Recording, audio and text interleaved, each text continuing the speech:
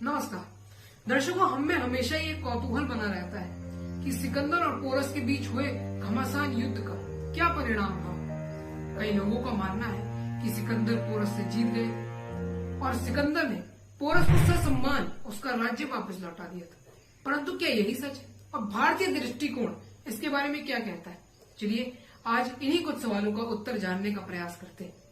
नमस्कार, इतिहास की चर्चा में आज आपका स्वागत है। मैं हूं दक्षिण। चलिए सर्वप्रथम सिकंदर का जीवन परिचय जान लेते हैं।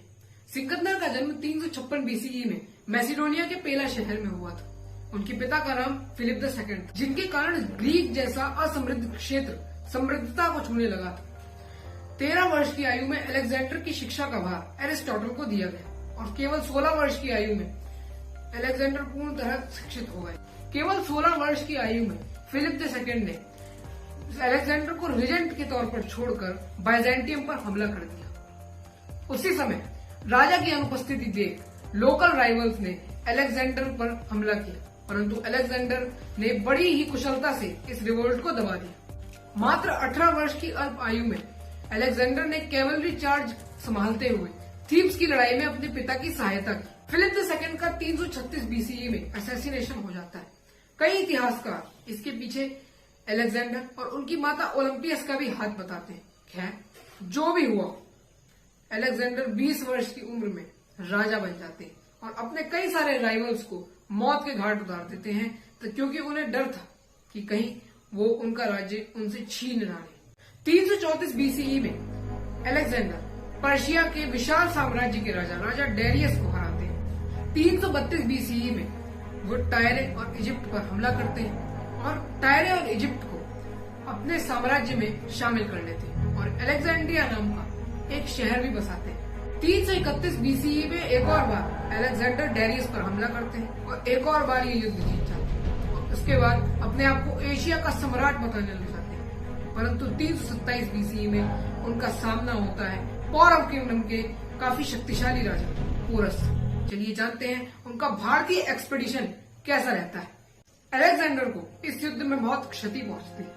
पर्शियंस ने उन्हें चेतावनी भी दी थी कि भारत से युद्ध करने की या फिर भारत पर चढ़ाई करने की मूर्खता न दिखाओ, परंतु पर्शियंस को निर्बल समझते हुए अलेक्जेंडर ने भारत पर चढ़ाई कर दी। ग्रीक हिस्टोरियंस की माने तो अलेक्जेंडर इस युद्ध में विजयी रहे और अलेक्जेंडर ने पोरस को उनका राज्य वापस लौटा दिया और अलेक्जेंडर वापस ग्रीस की तरफ रवाना हुआ। अब इसमें भारतीय दृष्टिकोण क्या कहता है, चलिए जानते हैं। भारतीय इतिहासकार ये कहते हैं कि अगर अलेक्जेंडर सही में विजयी थे तो उन्होंने भारतीय कॉन्क्वेस्ट में आगे बढ़ने का विचार क्यों छोड़ दिया, जबकि वो तो पूरी दुनिया जीतना चाहते थे। और अगर वो पोरस से इस युद्ध में विजयी भी रहे तो क्या उनका दिल इतना बड़ा था कि वो पोरस का उनका हारा हुआ राज्य वापस लौटा दे।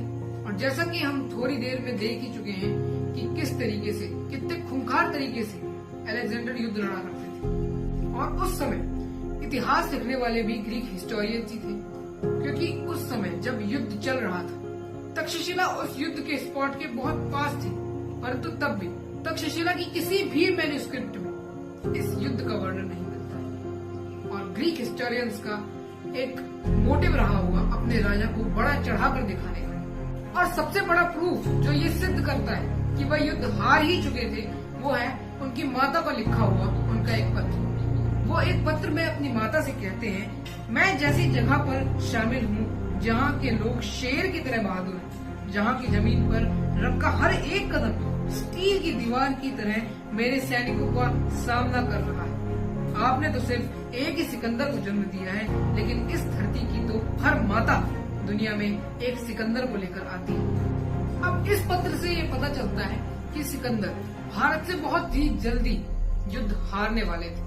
इस चीज का सिकंदर को भी बड़े अच्छे से आभास था और हो सकता है कि वह भारत से हार गए। अब इस हार से सिकंदर की महानता कम नहीं होती, परंतु हाँ, इससे ये जरूर सिद्ध होता है कि भारतीय उस समय ग्रीक और अन्य सेनाओं से काफी शक्तिशाली थे, जो कि गोरे साहब और ग्रीक हमें नहीं दिखाना चाहते। आपको क्या लगता है कि सिकंदर सही में विजयी था या फिर सिकंदर हार चुका था, या फिर हमें ये बोली बदल देनी चाहिए कि जो जीता वह सिकंदर? आज के लिए इतना ही। नमस्कार।